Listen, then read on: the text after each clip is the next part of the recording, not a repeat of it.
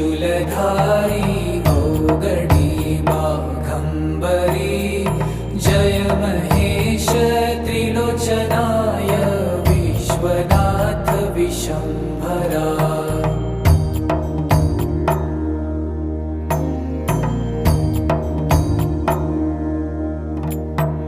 नाथ नागेश्वर हरो हर पाप साप विशापतम्